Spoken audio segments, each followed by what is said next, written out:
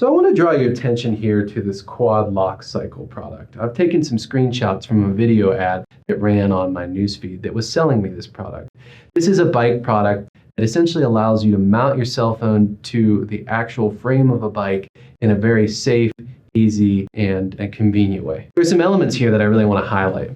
First, the Shop Now button. It's a clear call to action and gives consumers the next step if they find the product interesting. The Shop Now button is going to take them right to that e-store where they'll go further down the funnel. You can see that this advertisement makes an effort to leverage credibility through user reviews.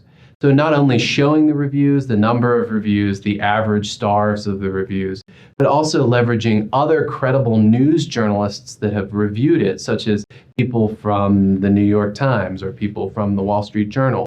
You can see that the number one goal of this ad is to be as credible as possible so that consumers have the confidence to go on to the next step and research more. There are many different types of Instagram ads that can come from good photography alone. If you're going to run an Instagram ads campaign, the number one investment that you need to make is in good photography. Graphic design is an afterthought here. You can always put compelling captions in the actual captions area of an Instagram ad.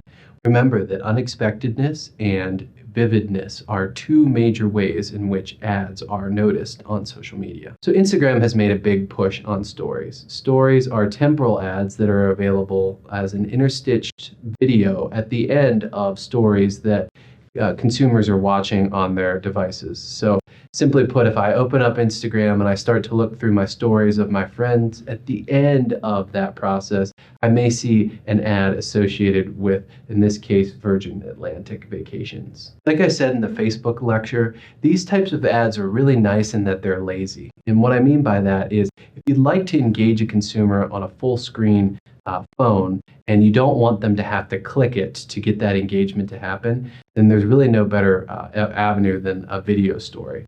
A video story ad isn't necessarily forcing a user because you can quickly click the little X button on the top right, but it is often such a short video that most consumers at least get the majority of the content.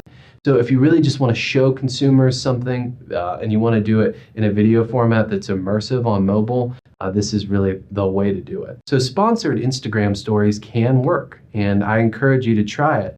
It doesn't have to be video content. In fact, the Lemonade example on the right is actually just a series of photos that have some manipulation to them. And actually the text manipulation is actually being done via the little editor that you have on the Instagram platform itself. So these were just stories that the Lemonade people generated. They posted them to their regular Instagram account, just like anyone would make a story on Instagram and post it on their account, and then they just promoted those posts to appear in places that they typically wouldn't. That is, at the end of a consumer's set of stories.